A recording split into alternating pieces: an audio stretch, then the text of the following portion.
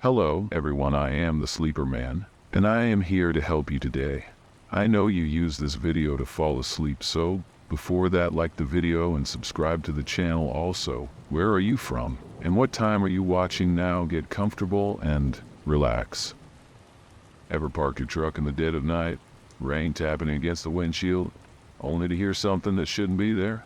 My ex-husband and I thought we'd seen it all on the road, but nothing could prepare us for that night in Texas. We were miles from civilization. Rain our only companion, when faint but deliberate knocking began. What followed were whispers from the woods, unnerving shadows crossing our path, and haunting handprints that defied explanation. I never thought I'd have a story to tell like this, one of those real, bone-chilling horror stories you hear about truckers sharing in dimly lit truck stops late at night. My ex-husband, a long-haul driver, and I had experienced some odd things on the road, but nothing quite like that night in Texas. We'd parked somewhere off a deserted highway, close to the tree line, settling in for a few hours of sleep. Rain tapped softly against the windshield, a calming rhythm that lulled me into a light doze. For truckers, rain sounds can sometimes be the perfect sleep aid, but something woke me. A sound, faint but distinct. At first, I thought it was the rain playing tricks on my mind, maybe a branch brushing against the side of the truck. It wasn't uncommon to hear things like that when you're half asleep, surrounded by nothing but pitch black night. My ex-husband stirred beside me, already half awake himself. "Did you hear that?" I whispered, still groggy, hoping he'd say no.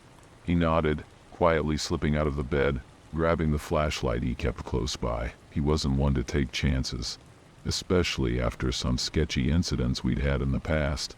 I stayed in the bunk, watching him silently exit the truck. The door creaked open, and the cool, wet air rushed in before he shut it again.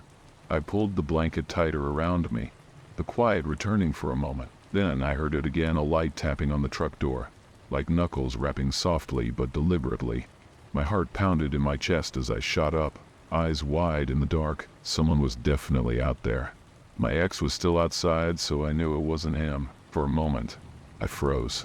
Maybe it was someone trying to mess with us, some prankster wandering too close to our truck. But we were in the middle of nowhere, far off the main road. No houses or even other vehicles in sight. Who would be out here? I was about to call out to him when I heard the truck door creak open again. He stepped back in, shaking his head, flashlight still clutched in his hand. "There's no one out there," he muttered, locking the door behind him. I didn't see a thing. We both settled back into the bunk, trying to convince ourselves it was nothing. But deep down I could tell he didn't believe it either. He kept his gun close by that night, resting it on the small shelf near his side of the bed. The rain continued, the rhythm returning, and I tried to let it soothe me again. But every time I started to drift off, that same soft tapping echoed through the quiet truck, almost teasing us. This time we both jumped up. Without saying a word, he grabbed the flashlight and his gun, motioning for me to stay inside while he checked again. I wasn't about to argue. I locked the door behind him and stayed put. Minutes later, he was back, his face pale in the faint light of the cab. I heard something in the woods.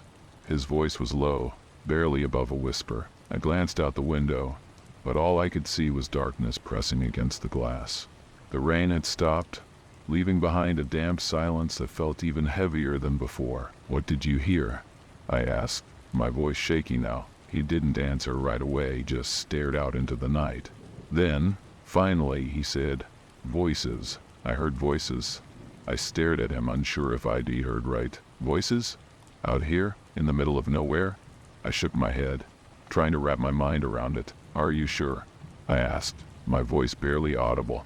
He nodded, his eyes still scanning the dark forest outside. It wasn't like him to get spooked.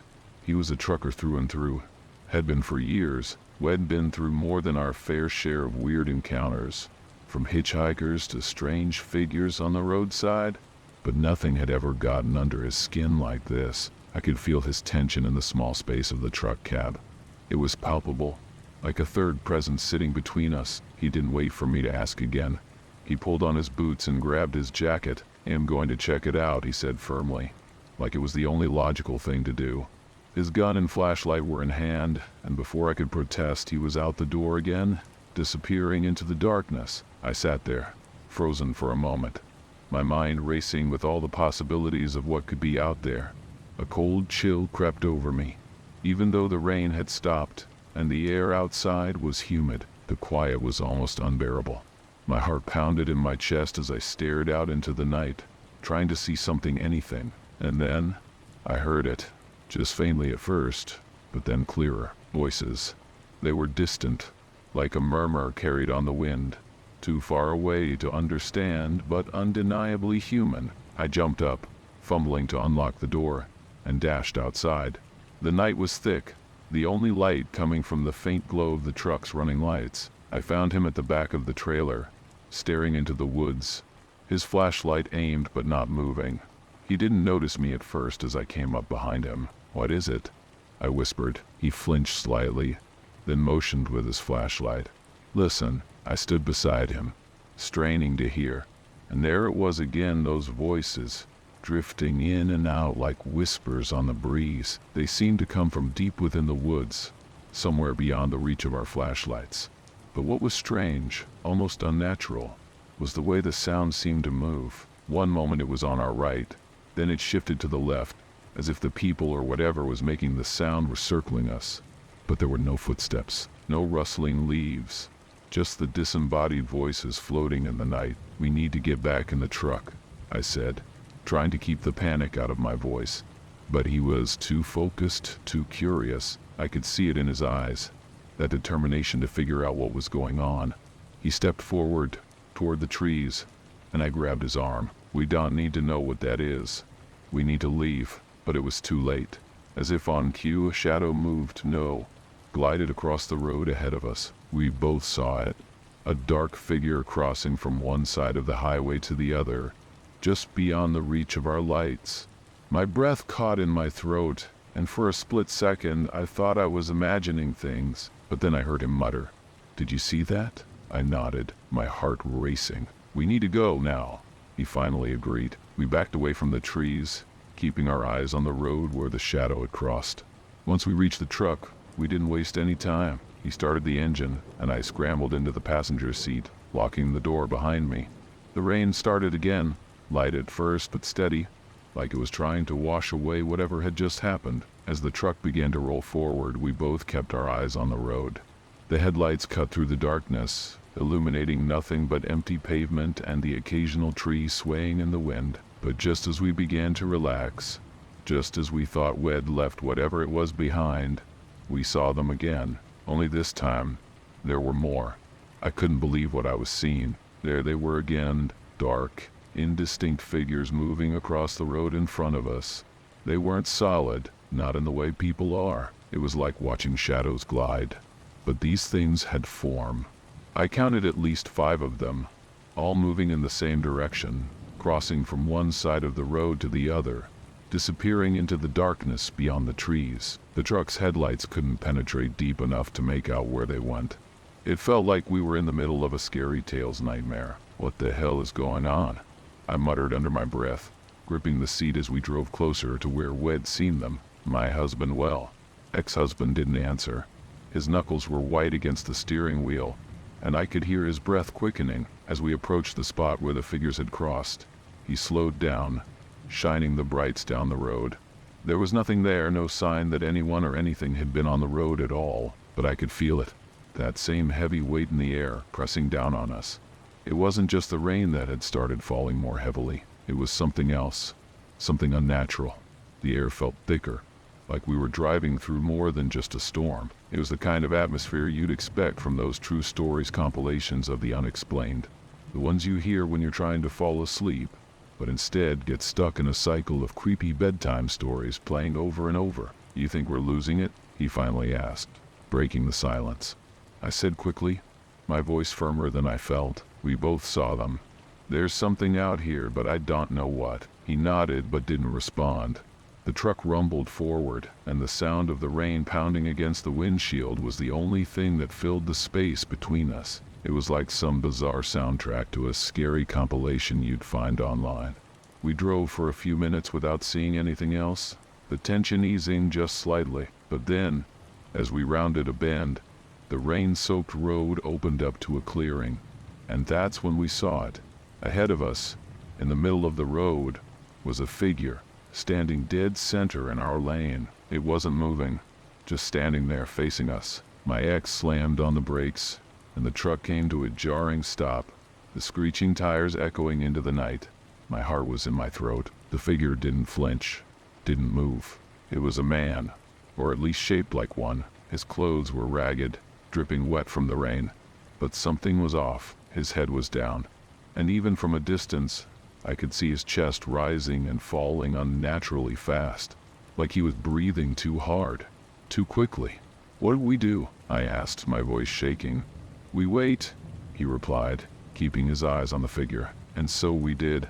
The rain poured down harder, the sound almost deafening now, but the figure didn't move. After what felt like an eternity, it finally started to walk slowly toward the side of the road. It didn't turn around. It didn't look at us. It just shuffled off into the bushes, disappearing into the shadows like it had never been there at all. My ex let out a breath I didn't even realize had been holding, and slowly pressed the gas. As we passed the spot where the figure had been, I looked out the window, straining to see into the trees. But there was nothing there, no movement, no sound except for the rain. "Maybe we should stop," I suggested, feeling the adrenaline crash now that the immediate danger seemed to have passed. "Find a place to pull over and sleep, somewhere safe." "Not here," he said firmly, shaking his head. "We're getting out of this area first." I didn't argue. As much as I wanted to stop and collect myself, something told me he was right. We had to keep moving. Whatever we had seen wasn't something I wanted to stay near. The truck rumbled forward, and the rain kept pounding, the rhythm of it lulling me into a state of nervous exhaustion. But just when I thought we were leaving it all behind, something in the rearview mirror caught my eye. My breath hitched as I turned to look. In the distance, barely visible through the sheets of rain, I saw them again. More figures, standing at the side of the road, watching us leave. I couldn't tear my eyes away from the figures in the rearview mirror. There had to be at least 6 or 7 of them now, just standing there, motionless, watching us drive away. They didn't follow. They just stood at the edge of the road, their shapes barely discernible in the downpour, like shadows that had come to life. My pulse quickened again, and I nudged my ex-husband, who was too focused on the road ahead to notice. "Look," I whispered, my voice shaky. He glanced into the mirror, then quickly back to the road. I could see his jaw clench. "We're not stopping," he said, pressing his foot harder on the gas. The truck growled as it picked up speed, the rain streaking against the windshield. I kept looking back, expecting them to vanish like before, but this time, they didn't. Their figures became smaller as we sped away, but I couldn't shake the feeling that they were still watching us, that they'd be there no matter how far we went. It was like being trapped in one of those scary tales you'd hear late at night, stories that leave you wide awake in bed, heart pounding, waiting for the sun to rise. Except this wasn't some bedtime story. This was happening. As we drove deeper into the night, the road seemed to stretch on forever, the rain pounding harder, the darkness thickening around us. Neither of us spoke. There wasn't anything left to say. Every few minutes, I'd glance over my shoulder, half expecting to see those figures standing on the roadside again. But the road behind us remained empty. Still, I couldn't shake the unease that clung to me like the damp air inside the cab. The rain turned from steady to torrential, and soon the wipers couldn't keep up. It was like driving through a wall of water, visibility reduced to just a few feet in front of us. My ex kept his hands tight on the wheel, the muscles in his forearms tense, his eyes locked on the road. "Maybe we should pull over," I said again, trying to keep my voice calm. "This rain's getting worse." He shook his head, his expression grim. "We're not stopping until we're far from here." I didn't argue. Part of me wanted to agree with him, whatever those things were. I didn't want to be anywhere near them. But the other part of me, the exhausted, anxious part, just wanted to be somewhere safe. Anywhere that wasn't this rain-soaked road in the middle of nowhere. Minutes passed, though it felt like hours. Then, just as we came over a rise, we saw at a gas station. Its dim lights flickered through the rain, like a beacon. Relief washed over me. I could tell by the way my ex posture relaxed that he felt the same. We were getting out of this, whatever this was. "Pull over," I said. This time he didn't argue. He turned the wheel, guiding the truck into the station's lot. It was empty except for an old pickup truck parked under one of the farthest lights. No one was inside, and the store looked closed, but that didn't matter. We needed to stop. He parked under the awning, the truck's engine rumbling as it idled. The rain hammered down around us, making it hard to hear anything but the steady rhythm of water against the roof. I exhaled a long breath and slumped back in my seat, my nerves finally starting to unwind. "Do you think we're safe here?" I asked, though I wasn't sure I really wanted the answer. "I don't know," he admitted, finally letting go of the wheel. "But we'll stay here for a bit, just to regroup." I nodded, though the pit in my stomach hadn't gone away. I leaned back, listening to the rain, trying to find comfort in its steady rhythm. It was almost soothing, like one of those rain sounds tracks people use for sleep aid. But even in that moment of calm, something didn't feel right. I couldn't shake the sense that we were being watched, that those figures hadn't really stayed behind on the road. After what felt like hours, my ex finally spoke. "We should try to sleep." I wanted to agree, but just as he said it, a loud knock echoed from the back of the truck. My heart stopped.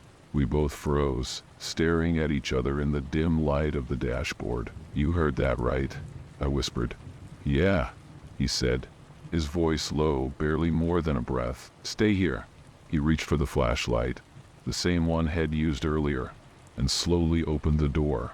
The rain poured down, and in an instant he was soaked. He walked around to the back of the truck, shining the light as he went, but I couldn't see anything through the rain-streaked windows. Seconds passed, then a minute. Nothing. No more knocks. No sounds except the rain. And then, just as I started to get out to check on him, he came running back, his face pale as a ghost. He jumped into the cab, slammed the door, and locked it in one quick motion. "What happened?"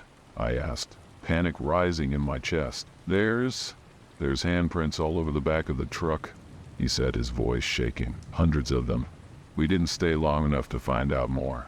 He turned the key and we drove out of that gas station as fast as the truck would go, the rain pounding harder than ever. We didn't stop until we reached the nearest highway, and by then the sun had started to rise. Neither of us spoke the rest of the drive. There wasn't much left to say. The handprints, the shadows, the figures, I didn't need to understand it. All I knew was that whatever had been out there in the rain that night, I never wanted to see it again. And to this day, every time I hear rain sounds or one of those sleep horror compilations, I remember that night. The night when shadows walked the road. It was one of those nights, the kind where everything feels heavier, the air, the darkness, even the hum of the truck's engine seemed to weigh down on me as I sped west on I-80. Wyoming nights are long, especially when you're running the graveyard shift.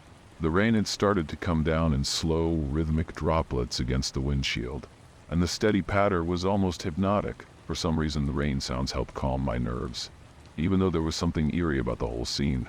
It was the kind of night that made you want to roll the windows down just to hear the rain over the roar of the road, but I didn't. There was something in the air that night, something off. It wasn't until I saw the train that things really took a turn. I was cruising around 70. The dark highway stretched out in front of me like a black ribbon. On my right, I noticed a set of train tracks running parallel to the highway. That wasn't unusual, especially in this part of Wyoming. Trains were always running, cutting through the night like metal ghosts. But there was something different about this one. The headlights weren't the usual blinding white beams you'd expect from a modern locomotive. No, these lights were duller, almost yellow, and the shape of the train, it wasn't right. I leaned forward, squinting into the rain-streaked windshield to get a better look. The outline of the train became clearer, and my stomach sank. It wasn't a modern train at all. It was an old steam engine, the kind you only see in museums or old Western movies. My heart pounded harder as I realized what I was looking at. This was an early American-style train, with thick plumes of steam billowing from its top. But this wasn't some attraction or preserved relic. It was moving alongside me, keeping perfect pace with my truck, its wheels grinding on the tracks like it belonged to another time. I didn't want to say anything at first. After all, what could I say? That I was seeing a ghost train? It sounded insane, but the fear creeping up my spine was real. I grabbed the radio, my voice shaky as I called out, "Anyone else see that train?"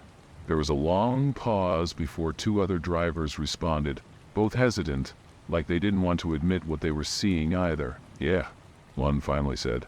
"I see it. Thought I was going crazy." Another voice chimed in, "It's been beside me for a few miles now." "What the hell is this?"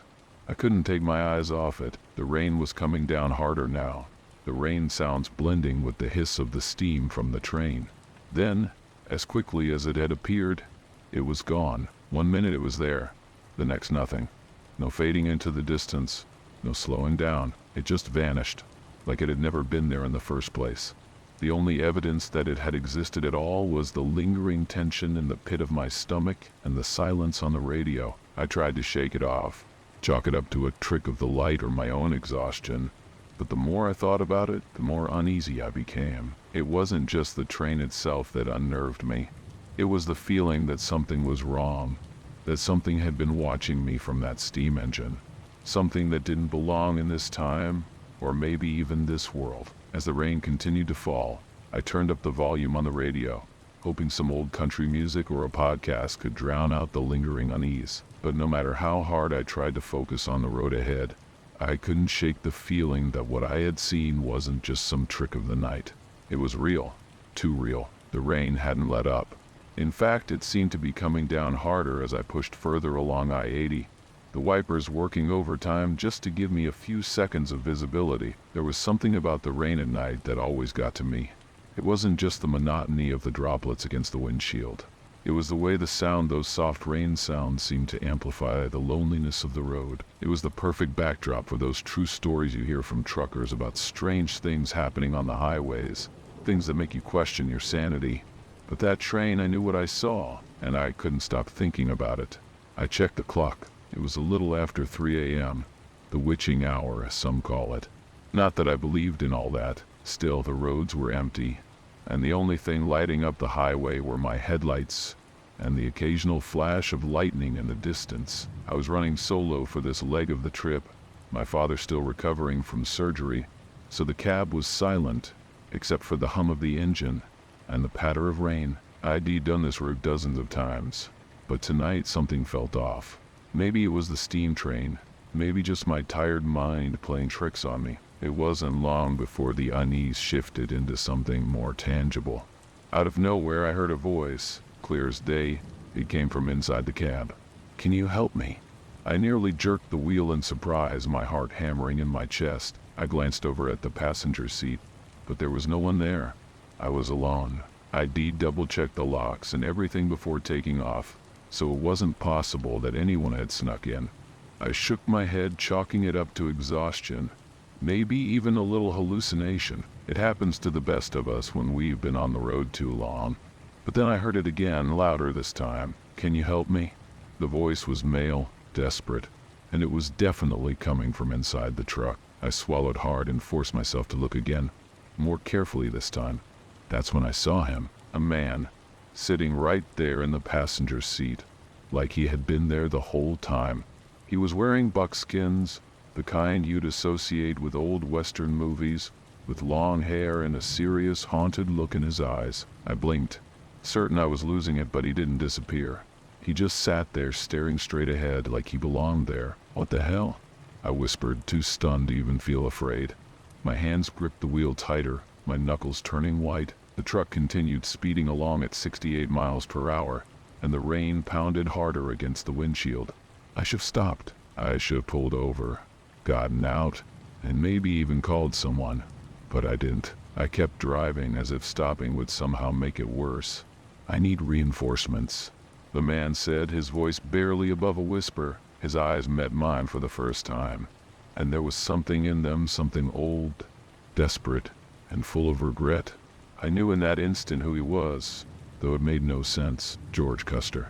General Custer. It was impossible, of course, but there he was in my truck, asking for help like it was still 1876, like he was still waiting for his cavalry to arrive at the Little Bighorn.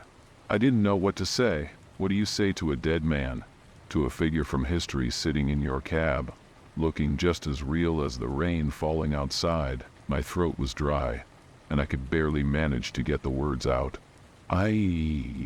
"I can't help you. I can't help you," I finally muttered, my voice shaking. Custer's face didn't change. He just nodded, like he expected that answer, like he'd been hearing it for over 100 years. Then, as suddenly as he had appeared, he was gone. Just like that. No dramatic exit, no puff of smoke. 1 second he was there, and the next, the passenger seat was empty again. I slammed on the brakes, finally pulling over to the shoulder of the highway. My hands were shaking, my heart racing. I sat there in the cab, rain pounding against the roof, trying to make sense of what had just happened. But there was no making sense of it. It wasn't just some scary tale or ghost story you tell around the campfire. This was real as the road beneath my wheels. I took a deep breath and tried to calm myself. I needed to keep going, but I knew this was one of those scary stories that would stick with me, no matter how hard I tried to forget it. I glanced at the passenger seat one last time, half expecting to see Custer sitting there again. But it was empty. Just me in the rain. I sat there on the shoulder of the road for what felt like hours, but it was probably only a few minutes. The rain had slowed to a drizzle, the heavy rain sounds easing into a more rhythmic tap-tap against the roof of the truck. My heart had finally calmed down, though my mind was still racing. I thought about calling it a night, pulling into the next rest stop and trying to get some sleep, but something told me to keep going. Maybe it was the need to outrun whatever had just happened.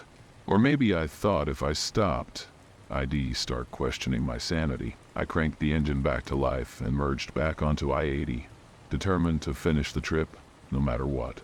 The road was eerily empty, just as it had been before. Not a single set of headlights in either direction. It was like the world had gone silent, except for the steady hum of my truck and the rain slowly fading in the distance. I turned on the radio, hoping for some company. Maybe a podcast or a scary compilation to distract me from my thoughts. But the signal was weak out here, and all I got was static. So I drove in silence, my mind wandering back to that strange encounter with Custer. Could it have been some kind of vivid dream? A waking nightmare brought on by exhaustion? But it had felt too real, too immediate. About 20 minutes later, something caught my eye up ahead. At first, I thought it was another trucker pulled over, maybe having some mechanical trouble. But as I got closer, I realized it was a person, standing right there on the shoulder, half soaked in the fading rain. They were waving me down. Now, I've heard all kinds of true stories from truckers about picking up hitchhikers, and let me tell you, they're rarely good. Most of us won't stop unless it's a matter of life or death, but this person, something about them seemed different.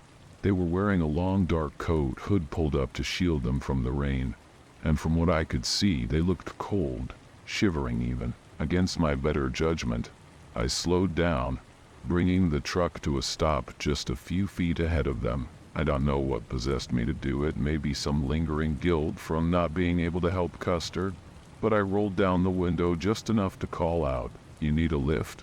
The figure didn't respond right away.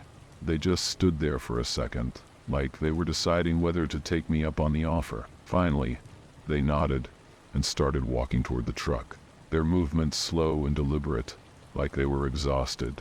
As they approached, I could see more of their face. A woman, young, probably in her late 20s. She looked pale, her hair hanging damply around her face.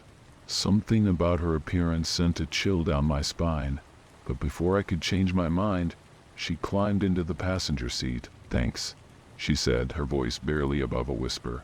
She sounded tired, worn out, like she hadn't slept in days. I didn't think anyone would stop. I nodded, trying to keep the conversation light. Not many do, especially on a night like this.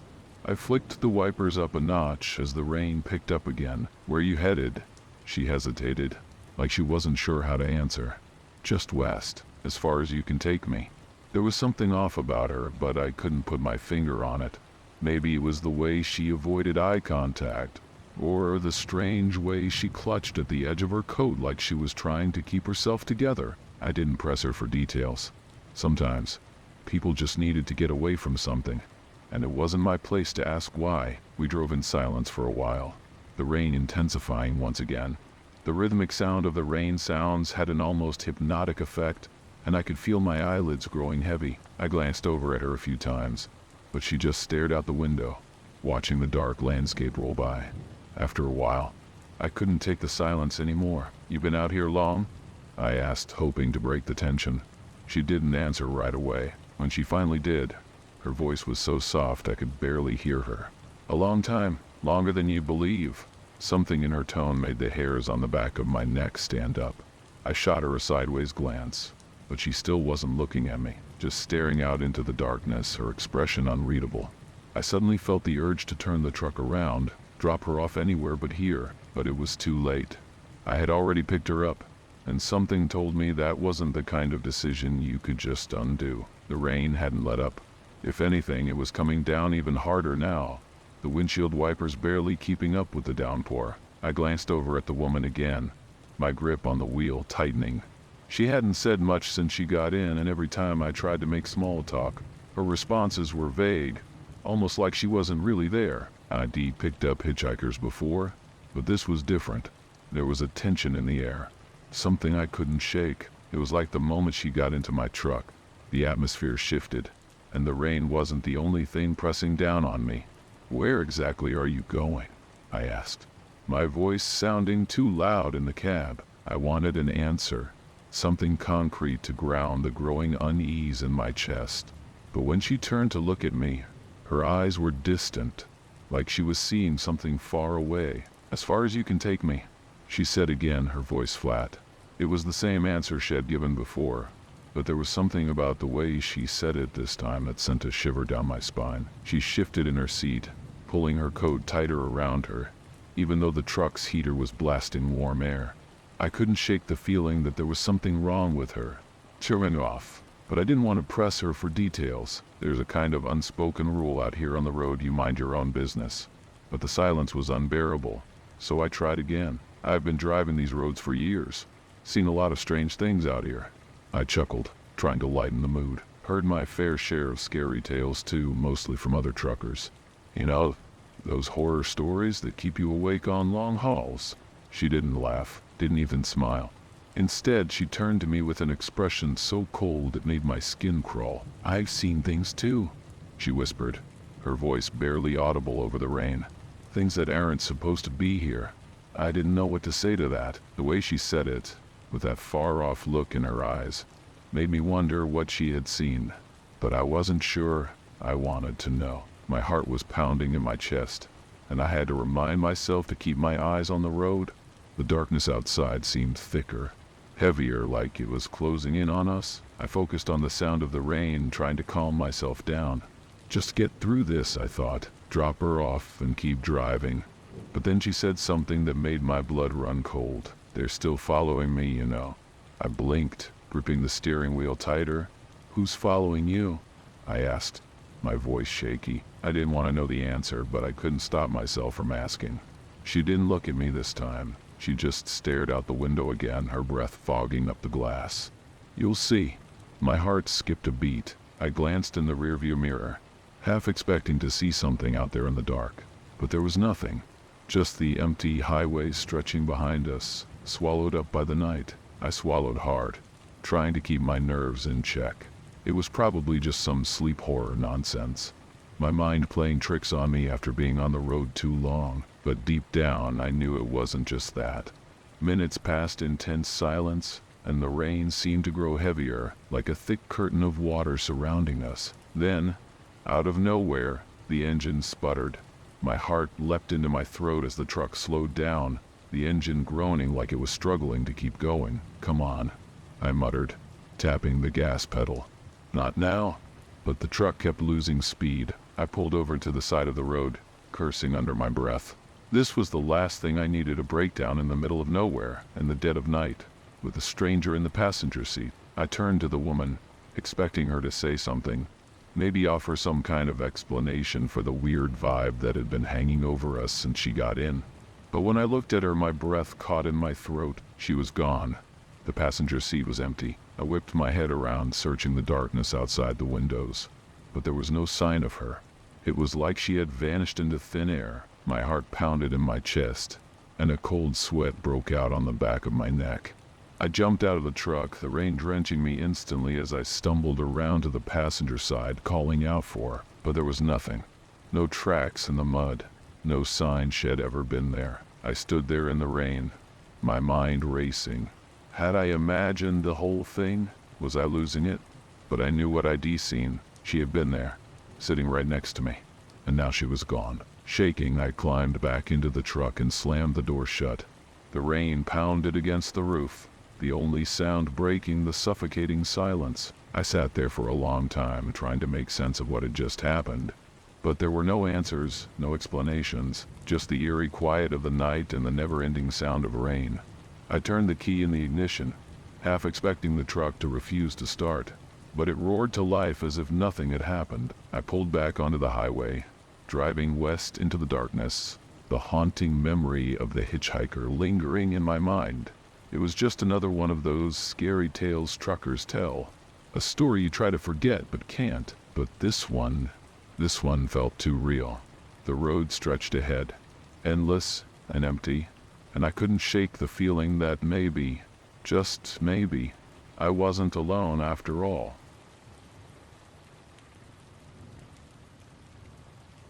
I remember that night vividly, even though it was so many years ago.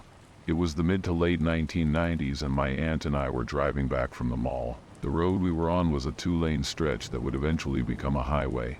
But at the time, it was just a quiet path through the dark countryside. The sky was heavy with the promise of rain, and the clouds had already started to darken, casting an eerie glow over the landscape. My aunt, barely older than a teenager herself, was driving with the sort of confidence that only comes with youth and inexperience.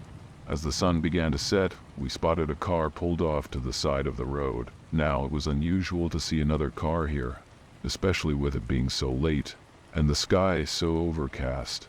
My aunt, who was normally cautious, decided to pull over. Maybe it was just the quiet of the evening, or perhaps it was her innate desire to help someone in need. We stopped a few car lengths ahead of the stranded vehicle. I watched with a mix of curiosity and boredom as my aunt stepped out and headed towards the elderly woman standing beside the car. The woman looked out of place, standing alone on the darkened roadside, her figure slightly hunched and her clothes tattered by the looks of it. I was only a child then, but I felt something unsettling about the scene. From my seat, I could see my aunt approaching the woman, but then something strange happened. My aunt stopped in her tracks, a puzzled expression crossing her face. She turned around abruptly and walked back to the car. Her face was flushed, and there was a flicker of irritation in her eyes. "I could have sworn there was an old woman and a car out there. You saw it, right?" she asked, her voice tinged with disbelief. I nodded, even though I wasn't entirely sure what was going on. We both glanced back at the roadside, but the car was no longer there. My aunt, visibly frustrated, suggested that maybe the woman had left before she could get out of the car. But that didn't make sense. The woman couldn't have driven away and returned so quickly. It was as if the car had vanished into thin air. My aunt, determined to get to the bottom of this, decided we should both check out the area. We stepped out of the car together, the rain starting to patter gently on the pavement, mixing with the ominous atmosphere. I stayed close to her, my small hand gripping her coat as we walked back towards where the car had been. The rain sounds created a steady, rhythmic backdrop, adding to the eerie sense of uncertainty. The road stretched ahead, empty and shadowed. The area where the car and the elderly woman had been was now just a stretch of dark road with wet grass on the shoulder. My aunt and I looked around, trying to make sense of what we were seeing. The only thing we found was the faint echo of our own footsteps, swallowed quickly by the encroaching darkness. "Where did she go?" my aunt muttered, her voice strained. "There's no way she could have driven off and come back in that time." I agreed silently, the confusion setting in. It wasn't like either of us to hallucinate something like this. But there it was, the car had disappeared, and with it, the old woman who had seemed so real just moments before. We turned to head back to our car, a mix of bewilderment and unease settling over us. As we reached our vehicle, I noticed that the sky had grown even darker, and the rain had intensified, hammering down on the car roof. We both got in, and my aunt started the engine with a hint of urgency. As she prepared to pull away, I couldn't shake the feeling that something was still out there, lurking just beyond the edge of the road. The engine roared to life, and my aunt put the car into drive. As we began to move, a loud screech pierced the night, making us both jump. My aunt glanced into the rearview mirror, her face pale and her hands trembling slightly on the steering wheel. I turned around, and there it was, the car and the old woman, appearing as though they had reappeared right where we'd seen them before. The woman seemed to be running after us, her movements frantic and desperate. My heart raced as I saw the old woman sprinting towards us, her figure becoming more defined through the rain-streaked back window. Her movements were frantic, her face a mask of distress. It was as if she was trying to catch up to us, but I could tell from the speed we were going that it would be impossible for her to do so. The rain seemed to amplify the screeching noise, making it even more unnerving. My aunt was gripping the steering wheel tightly, her knuckles white. She glanced at me, her eyes wide with fear. "We need to get out of here," she said, her voice barely more than a whisper. The car accelerated, the engine growling as we sped down the road. I turned back to look one last time, and the sight of the old woman slowly fading into the distance was almost as eerie as her initial appearance. As we drove further away, the screeching sound began to fade, but the tension didn't lift. My aunt kept glancing in the rearview mirror, her expression a mix of confusion and apprehension. The rain pounded relentlessly on the car, the droplets drumming out a rhythm that matched the pounding of my own heart. It felt like we were in a race against time, though there was no clear reason why. The road, now slick and shimmering with the rain, seemed endless. My aunt drove faster than usual, as if the very act of moving quickly would somehow erase the strange encounter from our memories. We remained silent for the rest of the drive, each of us lost in our thoughts, trying to piece together what had just happened. When we finally reached home, the rain had slowed to a drizzle. The oppressive darkness of the night seemed to lift just slightly, but the unsettling memory of the old woman lingered. My aunt parked the car, and we both sat in silence, trying to make sense of what we had seen. It was as if the night had played a cruel trick on us, but the image of the woman chasing us was all too vivid to ignore. The driveway felt too quiet as we finally arrived home.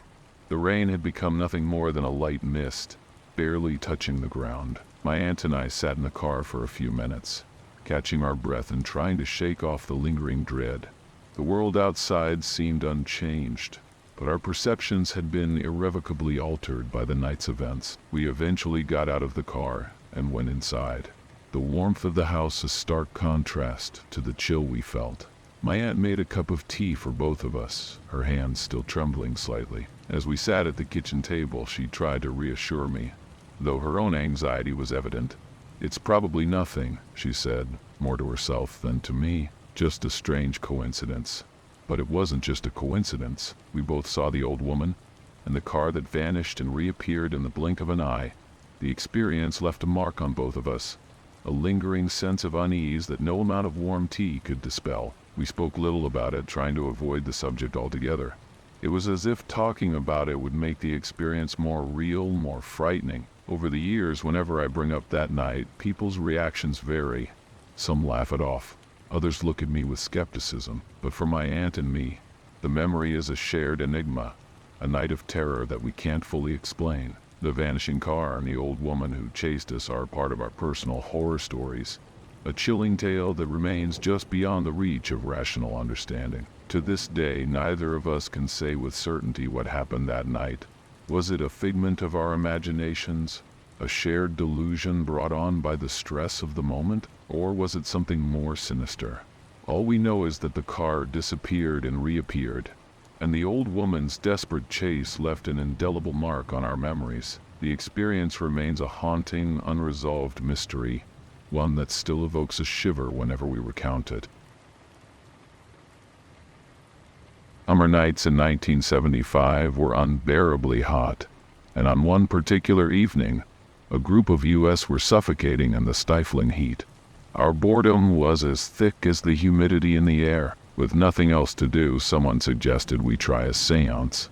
The idea seemed ridiculous at first, but curiosity got the better of us. We gathered in a dimly lit living room, a circle of sweaty, eager teenagers, hoping for some entertainment. One of the group, still mourning his brother who'd been killed in Vietnam 5 years earlier, was especially keen on this seance. The leader of our makeshift spiritual session started the ritual. calling out to the spirit world. He specifically reached out to the spirit of Steve, the deceased brother. We were skeptical, but when the lights in the room flickered and went out, a shiver ran down my spine. It felt like a trick, but it was oddly convincing. To test if this was a mere coincidence or something more, I made a bold request. I asked for a 1955 Chevy to drive by the front of the house. Almost as soon as the words left my mouth, we heard the screech of rubber on asphalt.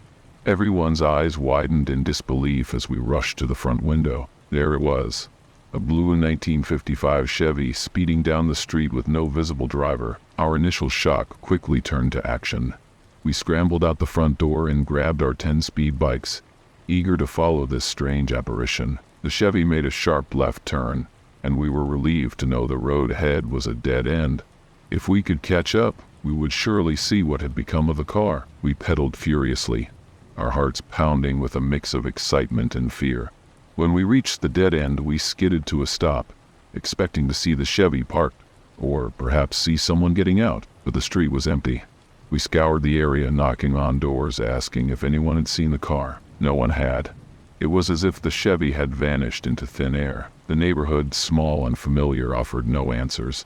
It was as if that car had never existed at all. The eerie disappearance of the vehicle left us all feeling unnerved, and the sight of that strange, driverless Chevy still creeps me out to this day. The night air was filled with the sounds of crickets and distant rustling leaves as we stood at the end of the dead-end street. The cool breeze did little to quell the heat from our recent exertion. We were all catching our breath, our minds racing with the same question. What had just happened?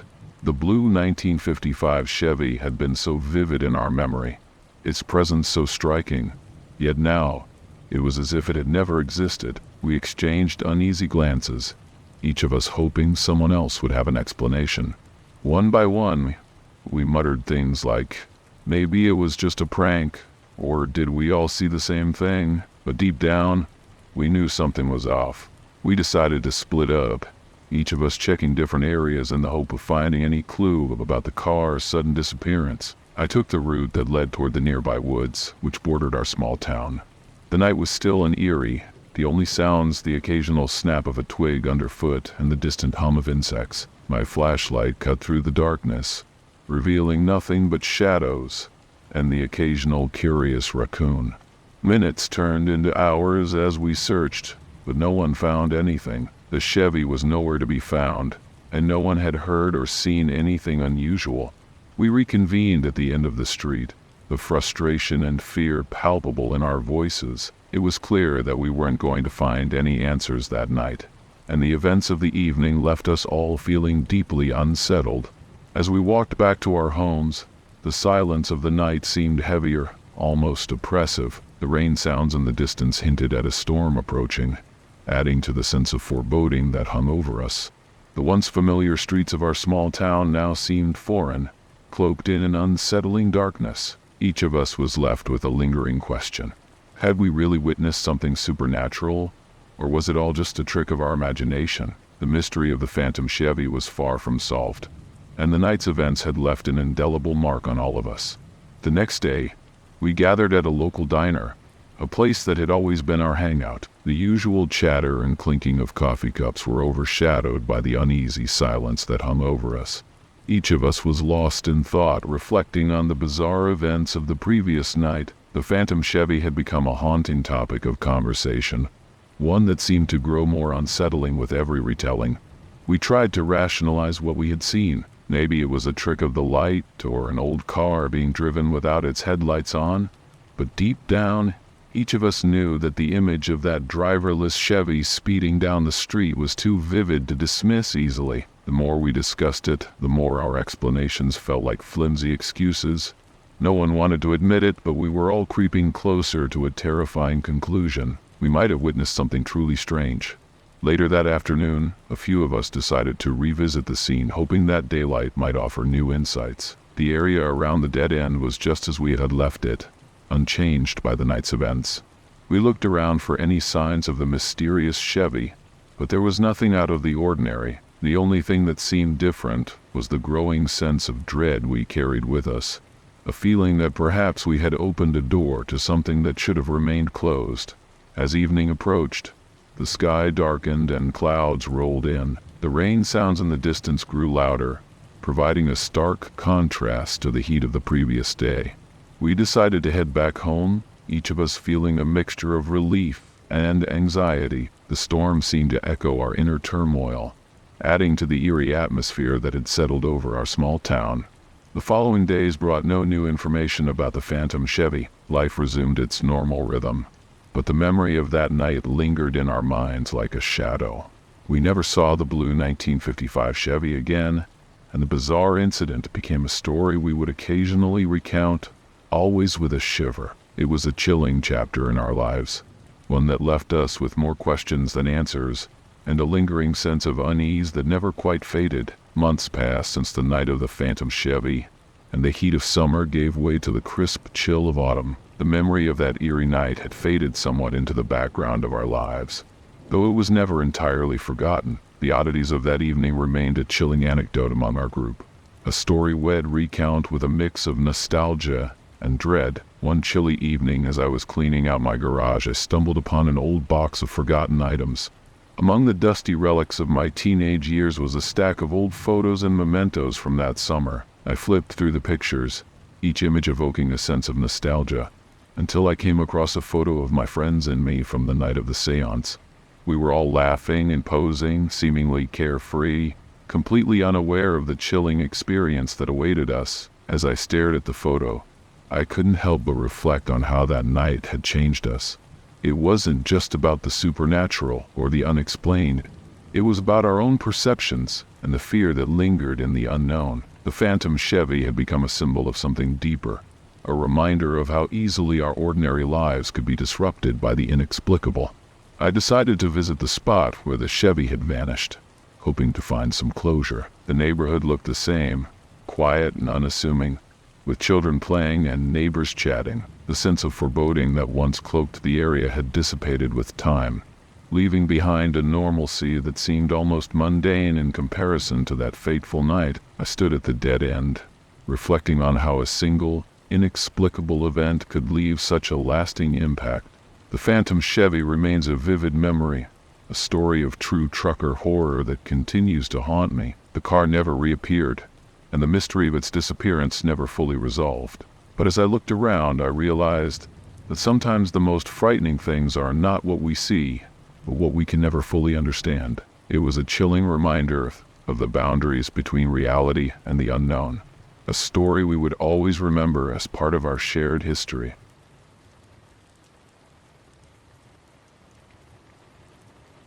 It was one of those summer evenings where the fading light turns everything into a hazy gold, making it seem like the world is wrapped in a warm, comforting blanket. My sisters and I had been on the road for hours, making our way down the west coast from Seattle. We'd already spent a night in Astoria, Oregon, and were now heading toward Idaho to visit our cousin. As the sun dipped closer to the horizon, we were on the lookout for a hotel, our eyes scanning the road ahead while the ocean sparkled off to the side. Just as we were about to pull over for a break, a massive fog bank began to roll in from the ocean. It was strange and sudden. One moment the view was clear, and the next, the fog was creeping over the water like some malevolent entity. A small sailboat was drifting in front of the fog, moving steadily, its outline occasionally swallowed by the thickening mist. The contrast between the clear sky and the dense fog was stark, and the boat's ghostly appearance seemed almost surreal. The fog seemed to have a life of its own, growing darker and denser with every passing minute. There was an electric charge in the air, a kind of tension that made the hairs on the back of my neck stand up. My sisters noticed it too. We could see the sailboat through the fog intermittently, its presence barely making a dent in the encroaching gloom. The atmosphere was shifting, becoming oppressive and eerie. Suddenly, the fog darkened further, swallowing the last remnants of daylight. And then it happened. Out of the murky depths of the fog emerged a ship unlike anything we had ever seen. It was enormous, with 3 towering masts, its sails unfurled as if it were in full sail. The ship seemed to glide through the fog with an unsettling grace, its dark form outlined against the opaque, swirling mist. It looked like something straight out of a horror story, a ghost ship, Just like the Flying Dutchman from the legends, my heart raced, and I fumbled for my camera, hoping to capture this bizarre sight. The ship moved alongside the fog bank for what felt like only a few seconds before it vanished back into the darkness, leaving us in stunned silence. I managed to snap a quick photo of the sun setting behind the fog, but the ship was already gone. My sisters and I were left trying to make sense of what we had just witnessed, our minds struggling to reconcile the image of that phantom vessel with reality. The shock of seeing that ghostly ship lingered with us long after it had disappeared. We drove on in silence, each of us grappling with the same unsettling question: what had we just seen? The fog continued to press against the car windows, a heavy, persistent presence that seemed determined to keep us in its grip. My sisters and I tried to make light of this situation, cracking jokes and pretending the whole thing was just an illusion caused by exhaustion. But beneath our forced laughter, a gnawing sense of unease settled in. We finally found a small rundown motel on the outskirts of a sleepy town, its neon sign flickering with a tired glow. The old woman at the reception gave us a curious look as we checked in, but we didn't have the energy to explain our peculiar experience. The room was basic: a couple of beds, a faded carpet, and a view of the fog-choked night. We tried to relax, but the sight of that phantom ship kept playing on repeat in our minds. As the night wore on, we huddled together in one bed, the room feeling colder than it should have been. The sounds of the rain outside mixed with the occasional gust of wind, creating a disconcerting symphony of nature's wrath. We talked in hushed tones, recounting the details of our encounter, each of us adding pieces to the story in an attempt to understand it. Every so often, a gust of wind would rattle the window, making us jump. We decided to turn on the TV to distract ourselves from the eerie atmosphere. The flickering screen did little to dispel the sense of dread that hung over us. The local news ran a segment about the strange weather patterns in the area, but nothing about ghost ships. It was clear we weren't going to find any answers on the television. The rain outside continued its relentless patter, a constant reminder of the fog's lingering presence. Around midnight, we finally managed to drift off to sleep, though it was fitful. Each of us had vivid dreams, dark, twisting narratives filled with fog and shadowy ships. I woke up several times, convinced that I could still see the ghostly outline of the ship moving through the fog, but each time, it was just the darkened room and the muted sound of the rain. Morning arrived with the kind of gray light that makes everything look washed out and forlorn. We reluctantly dragged ourselves out of bed, each of us hoping that a good breakfast would help clear our heads. The motel's continental breakfast was a sad assortment of stale pastries and weak coffee, but we ate in silence, our previous night's ordeal still fresh in our minds. We tried to laugh it off, but the fog outside seemed to cling to our spirits, refusing to let go. As we checked out of the motel, the fog had lifted slightly, revealing a landscape that was both familiar and alien. The dense mist had given way to a thin, persistent haze that hung low over the ground. We decided to drive around the area a bit more, hoping to shake off the remnants of the night's unease. The landscape of Washington State, with its rugged terrain and thick forests, seemed almost to conspire with the fog, adding to the unsettling atmosphere. We took a scenic route along the Columbia Gorge, hoping the beauty of the area would provide a distraction. The gorge's towering cliffs and lush greenery were impressive, but our conversation was stilted, interrupted by frequent glances at the fog that still seemed to linger in the distance. We even stopped at a viewpoint to take pictures, trying to capture some semblance of normalcy in our trip. The photos came out fine, but every time we looked at them, the memory of the ghost ship came flooding back.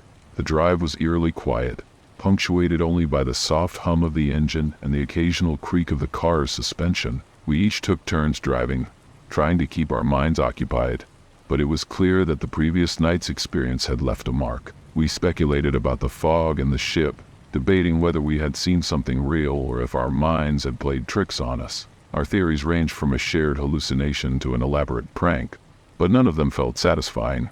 By early afternoon, we reached a small town where we planned to have lunch and regroup. The fog had dissipated completely, and the sun was shining brightly.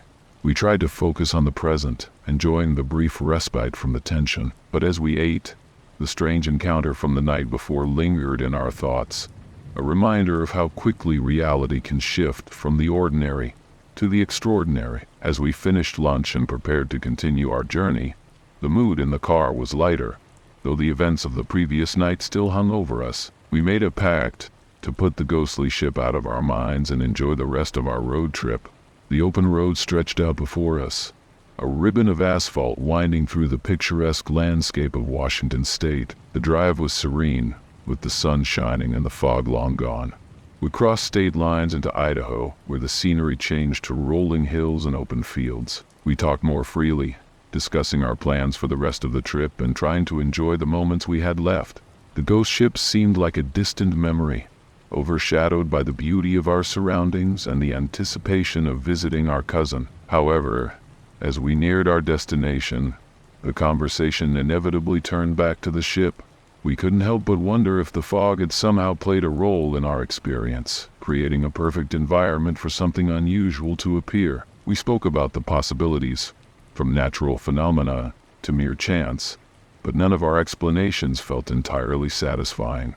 When we finally arrived at our cousin's house, the warm welcome and normalcy of family life helped ground us. We spent the evening recounting our travels and catching up, but the ghost ship remained a haunting topic. Despite the comforting embrace of our family, the memory of that ship emerging from the fog felt like a fragment of a larger, unsettling narrative. As the days went by, the sighting became a story we shared with friends and family, a chilling tale from our road trip that seemed to grow more mysterious with each retelling. While we never saw anything like it again, the experience remained a vivid reminder of how the unknown can intrude upon even the most ordinary moments, leaving behind an echo that lingers long after the fog has lifted. And with that, our journey continued, marked by the eerie reminder of the night we saw a phantom ship glide out of the fog, a story that would become one of the most memorable and unsettling experiences of our lives.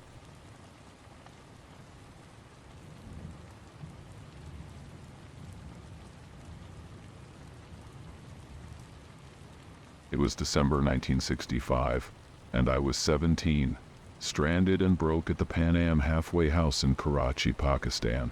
The place looked like it had been lifted straight from an old British war film, complete with Victorian furniture and creaky floorboards. It was December 1965, and I was 17, stranded and broke at the Pan Am halfway house in Karachi, Pakistan. The place looked like it had been lifted straight from an old British war film, complete with Victorian furniture and creaky floorboards. The weather outside was bleak, and the rain sounds tapping against the windows only added to the feeling of isolation. I'd been there for almost 2 weeks, waiting for the conflict in Kashmir to blow over so I could continue my journey to Bombay, where my floating college campus awaited. The weather outside was bleak, and the rain sounds tapping against the windows only added to the feeling of isolation. I'd been there for almost 2 weeks, waiting for the conflict in Kashmir to blow over so I could continue my journey to Bombay, where my floating college campus awaited. I had come from Istanbul, where I'd spent time in an isolation ward due to spinal meningitis. Now all flights to India were cancelled, and I was stuck in a country with no way to contact my family or secure any financial help. I had come from Istanbul, where I'd spent time in an isolation ward due to spinal meningitis. Now, all flights to India were cancelled, and I was stuck in a country with no way to contact my family or secure any financial help. The manager had given me a final warning one more night to come up with the money for my lodging or face the authorities, and most likely, a Pakistani debtor's prison. Desperation drove me to the bar that evening, clutching my last $2 and determined to get as drunk as possible. The manager had given me a final warning one more night, come up with the money for my lodging or face the authorities, and, most likely, a Pakistani debtor's prison. Desperation drove me to the bar that evening, clutching my last $2 and determined to get as drunk as possible. As I nursed a Cuba Libre, I was taken aback by the sound of a Brazilian samba, an incongruous tune in this otherwise dreary place. A tall, tanned man in a white tropical suit entered, carrying a portable tape recorder. As I nursed a Cuba Libre, I was taken aback by the sound of a Brazilian samba, an incongruous tune in this otherwise dreary place. A tall, tanned man in a white tropical suit entered, carrying a portable tape recorder. He looked like he had stepped out of a 1940s film. I couldn't help but wonder what someone like him was doing in such a remote and tense location. He looked like he had stepped out of a 1940s film. I couldn't help but wonder what someone like him was doing in such a remote and tense location. The man took the stool next to me and we struck up a conversation. He introduced himself as Victor Haig from Montevideo, Uruguay. The man took the stool next to me and we struck up a conversation. He introduced himself as Victor Haig from Montevideo, Uruguay. According to him, he was an engineer working for General Electric on a dam project in Kashmir. He was headed home until the war settled. According to him, he was an engineer working for General Electric on a dam project in Kashmir. He was headed home until the war settled. I had told him my story about being stuck in Karachi and potentially facing a dire situation. Victor, with a sympathetic nod, offered to buy me dinner. I told him my story about being stuck in Karachi and potentially facing a dire situation. Victor, with a sympathetic nod, offered to buy me dinner. Grateful, I accepted. At dinner, in the same old British officers' mess, I tried to relax and enjoy the oxtail soup and lamb curry. Grateful, I accepted. At dinner, in the same old British officers' mess, I tried to relax and enjoy the oxtail soup and lamb curry. Victor talked about his experiences and mentioned that he had witnessed the sinking of the German battleship Graf Spee. His detailed account of the ship's scuttling and the captain's suicide wrapped in an old Imperial German flag was unsettling but fascinating. Victor talked about his experiences and mentioned that he had witnessed the sinking of the German battleship Graf Spee. His detailed account of the ship's scuttling and the captain's suicide wrapped in an old Imperial German flag was unsettling but fascinating. After a few brandies, Victor excused himself, saying he had an early flight. Little did I know this would be the last I'd ever see of him. After a few brandies, Victor excused himself, saying he had an early flight. Little did I know this would be the last I'd ever see of him. The next morning I woke up to a sharp knock on my door. Expecting the worst, I was surprised to find the hotel manager standing there. The next morning I woke up to a sharp knock on my door. Expecting the worst, I was surprised to find the hotel manager standing there. He looked unusually calm, almost relieved. "Get dressed and pack your things," he said urgently. He looked unusually calm, almost relieved. "Get dressed and pack your things," he said urgently. My heart sank as I wondered if it was time to face the authorities. But then he dropped a bombshell that left me momentarily speechless. My heart sank as I wondered if it was time to face the authorities. But then he dropped a bombshell that left me momentarily speechless. Victor Haig had paid my hotel bill and left a ticket for Pan Am Flight 2 to San Francisco, which was departing in less than an hour. I scrambled to gather my meager belongings, feeling a rush of disbelief and relief. Victor Haig had paid my hotel bill and left a ticket for Pan Am Flight 2 to San Francisco, which was departing in less than an hour. I scrambled to gather my meager belongings, feeling a rush of disbelief and relief. The thought of escaping the debtor's prison and returning home was almost too good to be true. I hurried through the empty corridors of the Pan Am halfway house.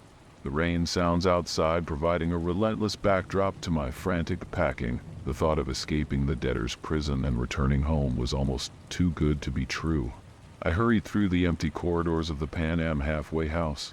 The rain sounds outside providing a relentless backdrop to my frantic packing. Each raindrop seemed to echo the ticking clock of my impending departure.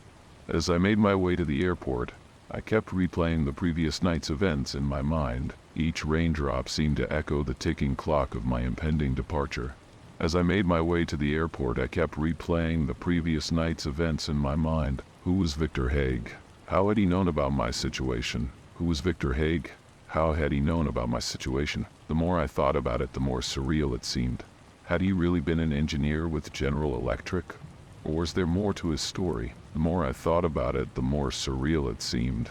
Had he really been an engineer with General Electric? Or was there more to his story? Despite my curiosity, I focused on the immediate relief of escaping the dire situation in Karachi. The flight to San Francisco was a blur of exhaustion and elation. Despite my curiosity, I focused on the immediate relief of escaping the dire situation in Karachi. The flight to San Francisco was a blur of exhaustion and elation. I could hardly believe my luck. The airline staff were polite and accommodating, perhaps sensing the urgency in my situation. I could hardly believe my luck. The airline staff were polite and accommodating, perhaps sensing the urgency in my situation. I thought about Victor's story, the sinking of the Graf Spee, and how he had seemed so genuine. It felt as though he had materialized out of nowhere to rescue me from a hopeless predicament. I thought about Victor's story, the sinking of the Graf Spee, and how he had seemed so genuine. It felt as though he had materialized out of nowhere to rescue me from a hopeless predicament. Back in the States, I tried to find out more about Victor Haig. I contacted General Electric, but they had no record of him. Back in the States, I tried to find out more about Victor Haig.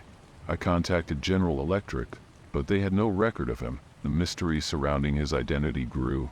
How could someone so seemingly out of place have such a profound impact on my life? The mystery surrounding his identity grew.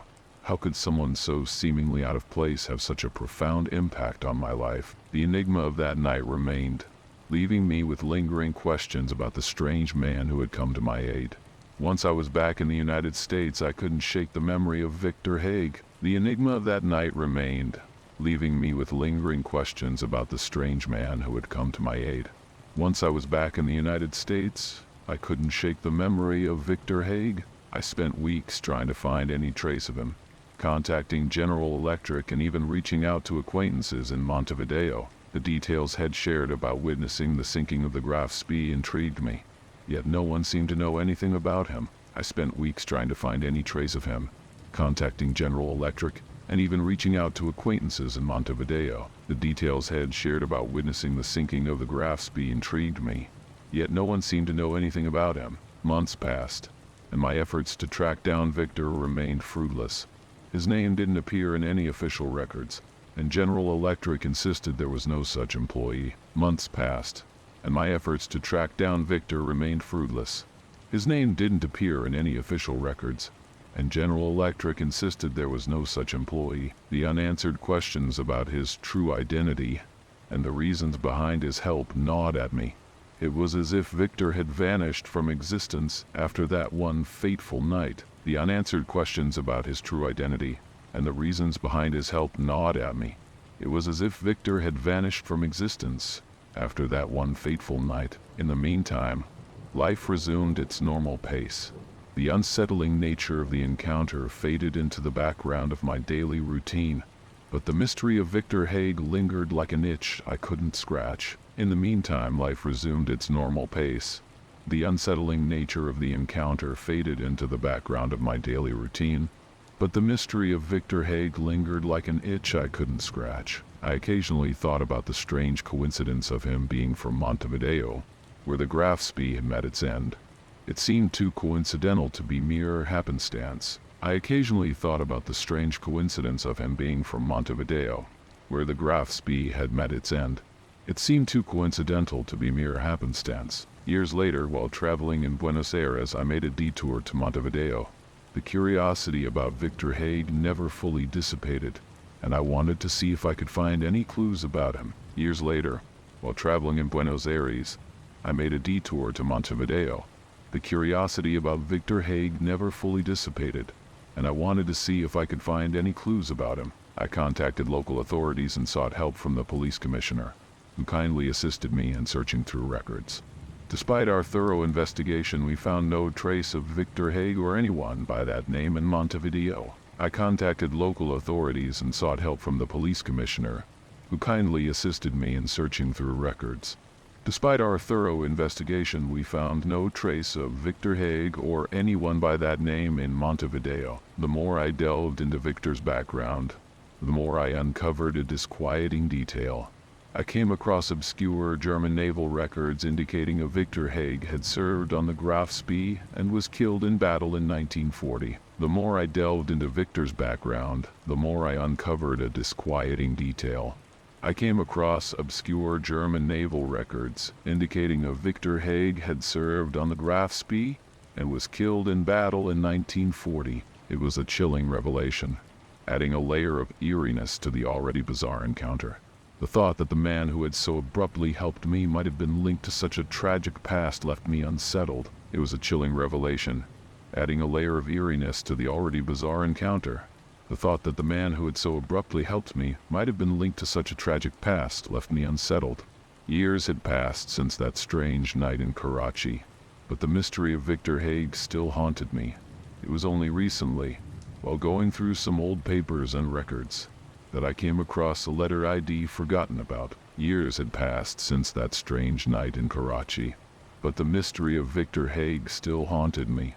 It was only recently, while going through some old papers and records, that I came across a letter I'd forgotten about. It was from the time I had contacted General Electric, with a note from an employee who had tried to help me. The letter had been buried in a stack of old correspondence, and its content struck me with a mix of surprise and dread. It was from the time I had contacted General Electric, with a note from an employee who had tried to help me. The letter had been buried in a stack of old correspondence, and its content struck me with a mix of surprise and dread. The letter mentioned a discrepancy in the records. There was no record of a Victor Haig working for General Electric, but there had been an employee with a similar name who had left suddenly around the same time I'd met Victor. The employee had been involved in a classified project and had reportedly gone missing under mysterious circumstances. The letter mentioned a discrepancy in the records. There was no record of a Victor Haig working for General Electric, but there had been an employee with a similar name who had left suddenly around the same time I'd met Victor. The employee had been involved in a classified project and had reportedly gone missing under mysterious circumstances. This added a new twist to the already bizarre story. Had Victor been involved in something beyond ordinary business? This added a new twist to the already bizarre story. Had Victor been involved in something beyond ordinary business? Determined to get to the bottom of the mystery, I sought out any remaining documents or evidence connected to this mysterious employee. The search led me to an old file in a dusty archive, where I uncovered details about a covert operation involving former German naval officers. Determined to get to the bottom of the mystery, I sought out any remaining documents or evidence connected to this mysterious employee. The search led me to an old file in a dusty archive, where I uncovered details about a covert operation involving former German naval officers. The file suggested that some of these individuals had gone into hiding or assumed new identities after World War II. It was a chilling possibility that Victor Haig might have been one of these individuals. The file suggested that some of these individuals had gone into hiding or assumed new identities after World War II.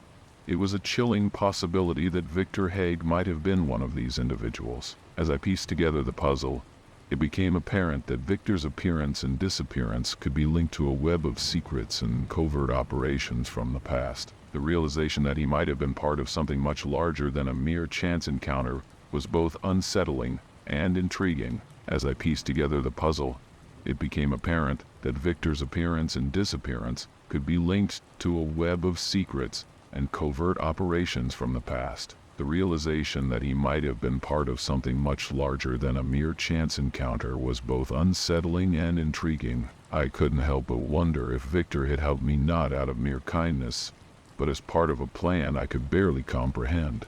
Despite the revelations, the mystery of Victor Haig remains unsolved. I couldn't help but wonder if Victor had helped me not out of mere kindness, but as part of a plan I could barely comprehend. Despite the revelations, the mystery of Victor Haig remains unsolved. His true identity and the reason for his sudden appearance and disappearance continue to elude me. I've come to accept that some stories, no matter how extraordinary, may never have a clear resolution. His true identity and the reason for his sudden appearance and disappearance continue to elude me. I've come to accept that some stories, no matter how extraordinary, may never have a clear resolution. As I reflect on that night and the enigmatic figure who intervened in my life, I find solace in the fact that the experience, however strange, ultimately saved me from a grim fate. And so, the tale of Victor Haig in the Pan Am halfway house remains a haunting chapter in my life. A reminder that sometimes the most puzzling encounters can leave the deepest marks. As I reflect on that night and the enigmatic figure who intervened in my life, I find solace in the fact that the experience, however strange, ultimately saved me from a grim fate. And so, the tale of Victor Haig and the Pan Am halfway house remains a haunting chapter in my life, a reminder that sometimes the most puzzling encounters can leave the deepest marks.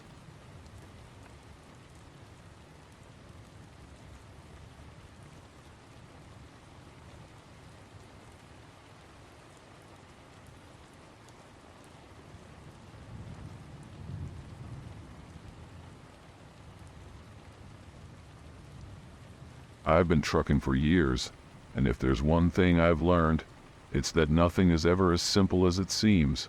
On this particular night, I was hauling a load of lumber through eastern West Virginia, heading home for the weekend. My route was straightforward. Route 55 through Petersburg, Moorfield, and Seneca Rocks, before I'd head west on 33 toward Elkins. I had driven this stretch countless times, so I knew it like the back of my hand. Everything was going fine, until I crossed a steel bridge over the Lost River. I remember thinking about stopping in Baker for a quick break and a soft drink. I was tired, but not exhausted just enough that I might have let my mind wander a bit too much. The next thing I knew, I had been driving far longer than the usual 30 minutes from Baker to Moorfield. My watch said I was hours behind schedule, and Route 55 seemed to have vanished. I pulled out my road map and noticed that I was on a strange, winding road that wasn't on my map. The road was smooth, without a single pothole, but it was so curvy that my trailer was almost always crossing into the other lane. There were no yellow lines, no white edges, no signs, no mailboxes, just an eerie, featureless road. I was baffled. My frustration grew as I wrestled with the wheel, trying to navigate this bizarre detour. It was as if I had driven straight into a Twilight Zone episode. Despite my efforts to find an alternate route back to Moorfield, I could only see dirt paths on the map. There was no way I could maneuver a 60-foot truck through those. I continued driving, hoping that I would eventually come across something familiar. But the more I drove, the stranger things became. The road was so isolated that I hadn't seen a single other vehicle in hours. Finally, I reached a small town sign that read Matthias. I was relieved to think I was back on track, even if it meant being late. But as I drove through Matthias, I was met with an unsettling sight. There were no houses, cars, or people, just an empty paved road. I moved on to another sign that said Lost River, only to find the same desolate scene. My frustration turned to anxiety as I drove through Lost River, hoping against hope that it was just my tired mind playing tricks on me. As I approached what should have been Moorfield, I saw the first signs of civilization: houses, cars, and utility poles. Relief washed over me, but it was short-lived. How could I have spent over 6 hours on a road that should have taken me barely 3? The odometer read 70 miles more than expected, and yet I found myself back on Route 55. I pulled into Moorfield, my nerves frayed, and tried to make sense of the situation. The road signs, painted lines, and even the occasional mailbox seemed to mock my earlier confusion. It was as if I had driven through an alternate reality where everything I knew was distorted. I couldn't explain how I ended up on that ghost road, or why everything seemed so different. Later, I spoke with an old trucker friend about my strange experience. He listened intently, his expression growing more solemn as I described the smooth, deserted road. He finally admitted that he had heard similar stories about that stretch of road years ago. Drivers had spoken of losing time and driving on roads that didn't seem to exist. While he had dismissed these tales as mere trucker folklore, my story had unsettled him. His own eerie tale mirrored mine in unsettling ways. He recounted a time when, on Route 28 heading toward Seneca Rocks, he experienced a sudden shift in time and space. He had reached his destination 15 minutes early, only to find his watch was 15 minutes behind the actual time. The coincidence left him shaken, and he couldn't quite explain it. In July, a couple of years later, I decided to revisit the area with my family. I wanted to show them the strange place I'd been. We drove through the steel bridge and turned onto 258, exactly where I thought I had gone astray. As we reached Matthias, the town was bustling with activity houses, cars, and people everywhere. It was as if the town had materialized out of nowhere. The same was true for Lost River. It was no longer the barren stretch I had driven through. As we drove through Lost River, the contrast between my previous experience and the current reality was striking. The town was vibrant, with stores, post offices, and people going about their daily lives. The road that had once been eerily smooth was now marked with painted lines and signs. It felt like stepping into a parallel version of the place I had driven through months earlier. We continued on, hoping to find a road that might match the one I had traveled. I directed my family to a state park with a road that cut through the woods. As we entered, I noticed a large sign reading "No Trucks." My heart sank. I knew that if I had seen this sign before, I would have avoided the road entirely. The path seemed familiar, but I was increasingly sure this was not the road I had driven on. The road was winding and narrow, with tight switchbacks and sharp curves that would have been impossible for a truck to navigate. It was clear that my truck couldn't have possibly made it through this area. As we reached the end of the road, it intersected with a different route into Moorfield, further confirming that I had not driven through this part of the woods. I couldn't shake the feeling of disorientation. The sense that I had been on a road that was real but didn't exist left me unsettled. The experience was something I could not rationalize, and my family's presence only amplified the strangeness of the situation. I had hoped that retracing my steps would bring some clarity, but it only deepened the mystery. Back in Moorfield, I felt a mix of relief and unease. I had found my way back, but the whole experience left me questioning reality. I was left with the eerie sensation that the road I had traveled was a part of a hidden dimension, a place that existed just out of sight. As we finished our trip and headed back home, the events of that night continued to haunt me. The experience had been a puzzle that no amount of logical thinking could solve. I had driven through a stretch of road that didn't seem to follow any known rules of navigation or geography, and now I was left with lingering questions and a sense of unease. I shared my story with my old trucker friend again, hoping for some insight. He listened and nodded thoughtfully, his earlier skepticism now replaced with a more open-minded approach. He mentioned that there were other truckers who had encountered similar oddities, but they were usually dismissed as mere coincidences or tired minds playing tricks. My experience, however, had brought those old stories back into the light. The mystery of that road remained unsolved, but it served as a stark reminder of the strange and inexplicable things that can happen when you least expect them. I wondered if there was a hidden explanation, a rational reason for the oddities I had faced, or if it was simply a quirk of the road that I had stumbled upon. Despite the unnerving nature of the experience, it had also instilled in me a profound respect for the unknown. The road had revealed a side of reality that was both fascinating and terrifying. It was a reminder that the world, even familiar roads and towns, can hold secrets that defy explanation. As I reflected on that night, I realized that some stories, no matter how chilling or unsettling, may never have clear answers. They become part of our personal lore, adding to the tapestry of true horror stories that we carry with us. And sometimes the scariest tales are those that remain unresolved, leaving us to ponder the mysteries of our own experiences. If you enjoyed the video you just watched, you won't want to miss this next one. Click now and I'll see you there.